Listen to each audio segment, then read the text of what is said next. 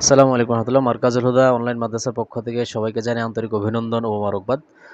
আমরা আজকের পর্বে নাহর কিছু প্রশ্ন নিচ্ছি। আমাদের গ্রুপে যে প্রশ্নগুলো করা হয় সেখান থেকে ইনশাআল্লাহ আমরা অল্প অল্প করে একটা প্রশ্ন আপনাদের সামনে পেশ করব, যাতে আমাদের এই বিষয়গুলো মানে আরও ব্যাপকভাবে ফায়দাজনক হয় এবং অন্যরাও যাতে পায়। একটা প্রশ্ন এখানে এক ভাই করেছেন যে লা ইয়াস্তানকিফাল মাসিহু আন ইয়াকুনা আবদান লিল্লাহি ওয়াল মালাইকাতুল মুকাররাবুন ওয়া মান ইয়াস্তানকিফ আন ইবাদাতিহি ওয়া ইয়াস্তাকবির ফাসায়াহশুরুহুম ইলাইহি জামিআ। উনি এখানে জানতে চেয়েছেন যে ফাসায়াহশুরুহুম রফার হালতে কেন? এটা রফার হালতে কারণ হচ্ছে এটা আসলে কয়া মাকামে খবর, কয়া মাকামে খবর, কারণ এটা যার স্থানে আছে।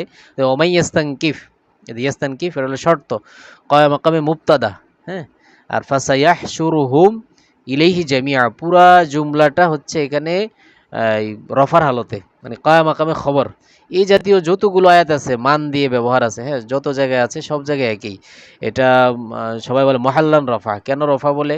এটা মূলত মুবতাদার স্থানে, হ্যাঁ, মুবতাদার কায়া মাকাম, এই জন্য এটাকে বলা হয় রফা। বিভিন্ন এরাবুল কোরআন এইভাবেই লেখা। হ্যাঁ, আচ্ছা, একজন লিখেছেন ওস্তাদ আপনি হুদান আপনি বললেন না যে যদি ইজাফত না হয় আলিফে মাকসুরা না হয় তাহলে দুই জবর হয়, কিন্তু এখানে কেন, এখানে কি ইজাফত হয়েছে হুদান? এখানে একটা আয়াত আছে যে ও ইম্মা ইয়াতিয়ান্নাকুম ফাইম্মা ইয়াতিয়ান্নাকুম মিন্নি হুদান। এই হুদান শব্দটা বলেছিলাম এটা আলিফ লাম মুক্ত হওয়ার কারণে, এজাফত মুক্ত হওয়ার কারণে এটা তানউইন দ্বারা লেখা হয়েছে, ঠিক আছে, তানউইন দ্বারা লেখা হয়েছে।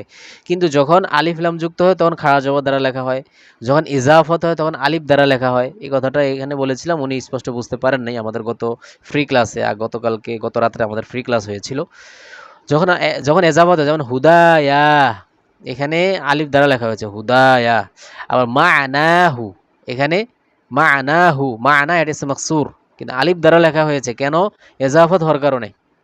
কিন্তু যখন আলিফ লাম যুক্ত হয় তখন আল মা'না, আল হুদা কোন খাড়া জবর দ্বারা লেখা হয়।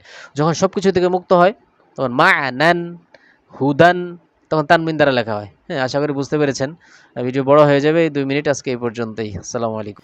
ভিডিওটি ভালো লেগে থাকলে অবশ্যই শেয়ার করুন। আমাদের ইজরায়েল পদ্ধতিতে নাহু সরফ মৌলিম প্রশিক্ষণ কোর্সে ভর্তি চলছে, যোগাযোগ করতে পারেন।